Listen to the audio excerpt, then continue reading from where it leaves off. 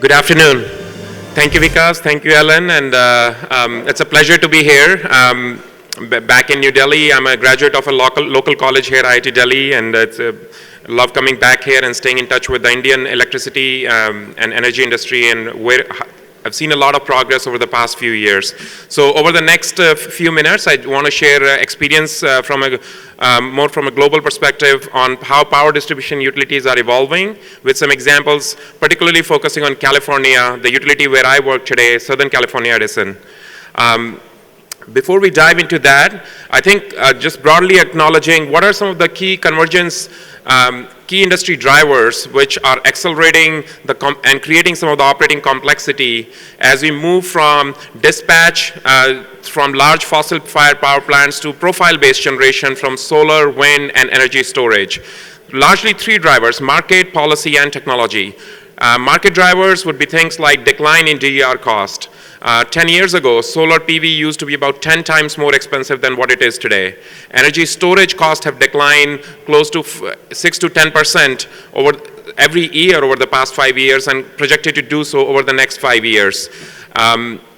DER and transportation electrification is being adopted very widely. At Southern California Edison footprint, we have more than 300,000 rooftop solar customers today, and we are interconnecting more than 5,000 new customers every month for rooftop solars. For transportation electrification, growth of EVs is exploding. In US, we have about 1.4 million electric vehicles today, out of which about half, 650,000 is in California, and over 220,000 of those are in SCE's, Southern California Edison's territory.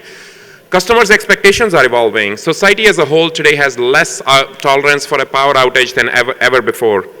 And then policy, with the adoption of DER, renewables, the requirements, we talked about subsidies, a lot of that exists in India in the model that we have here as well. Integrating them into grid planning and operations. Alan talked about in a modern grid, the cost is really low, and in a not modernized grid, the cost of integrating into the grid could be really high. So that's one of the major drivers. And overall, with the improvement in technology and processing capability and things we can do today, just an iPhone that we carry in our hand have more technology than all the technology put together that was there to put a man on the moon in 1960s. We can do much more today and improve the safety, reliability, and wildfire resiliency while keeping the grids cyber secure and improving our systems to where they need to go. So Vikas talked about the IPCC goal of limiting global warming to 1.5 degrees C by 2030, which really, if the report says we have to reduce emissions by 1/3, that's 33%. California has set a goal to reduce emissions by 40%, more than that, by the year 2030. And if you look at this chart, this is the total amount of emissions in the state of California. So about 450 million metric tons. Since 1990, overall the emissions are about the same as what they are today, even though the population increased by about 10 million people. Now, if we meet this goal and reduce these emissions by 40% by 2030, per this goal, we also know, just extrapolating that line, we can reduce them by 80% by the year 2050. That's really the goal in California. That's what the state is behind, the political machinery, the regulators, and the industry. Governor Brown also signed an executive order to get the zero emissions vehicles, so these are battery electric vehicles, not the PHEVs, to 5 million by 2030. What is the role of a power distribution utility? If we were to look at emissions reductions, and if we were to look at contributing to that in a way, it's customer friendly, it works in the regulations, uses the technologies. Three things: strengthen and modernize the grid. Strengthening and modernizing the grid will improve safety, reliability, and resiliency, and will create opportunities for distributed energy resources integration.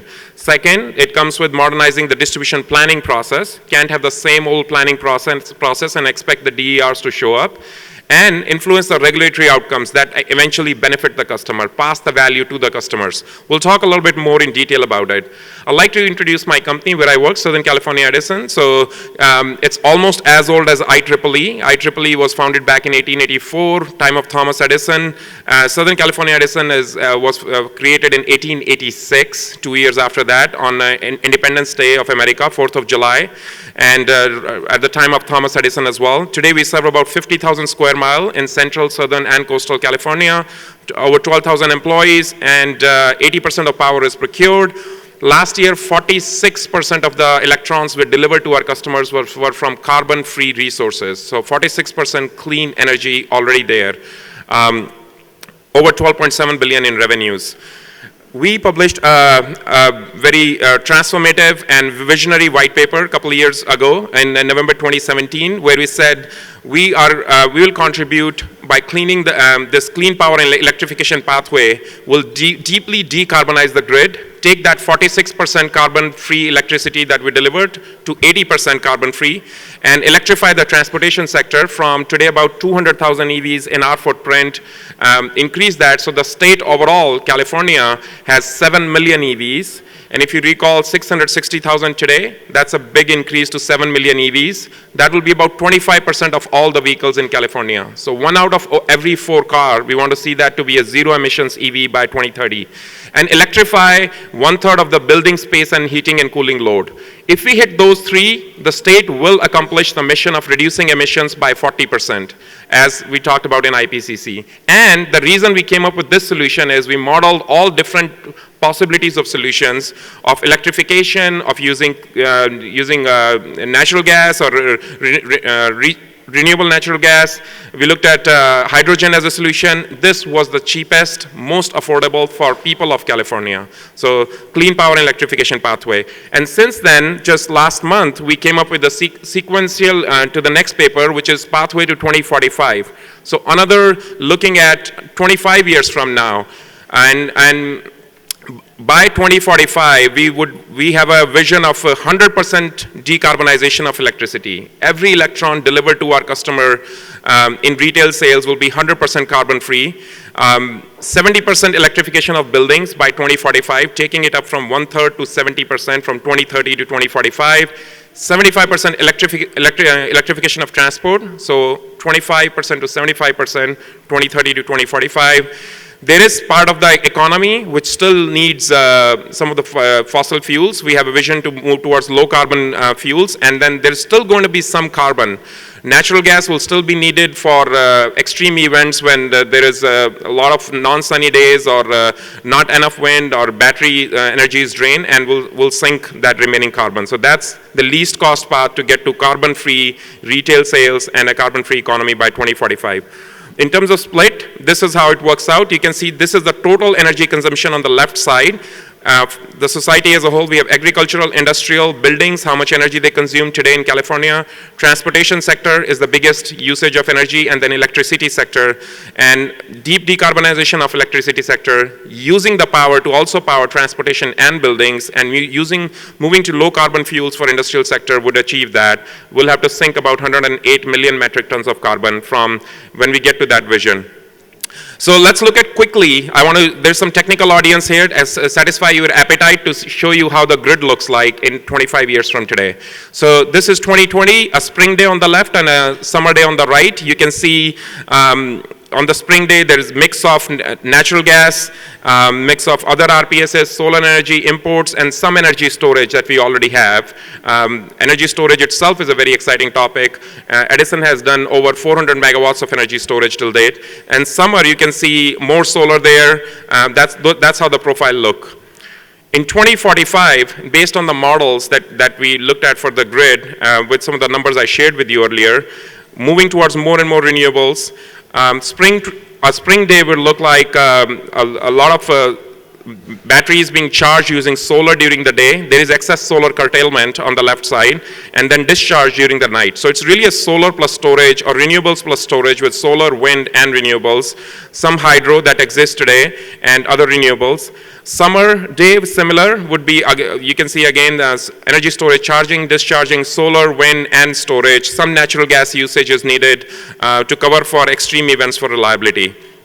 We see a 20% increase, 60% increase in electricity from the grid. Where is that additional load coming from? From transportation electrification and building electrification. And 40% increase in the peak load. So great news for utilities. Business would grow. Society as a whole is moving towards electrification. And to get there, we need energy storage along with renewables. So I'll just keep flipping through these slides in spirit of trying to be efficient with time.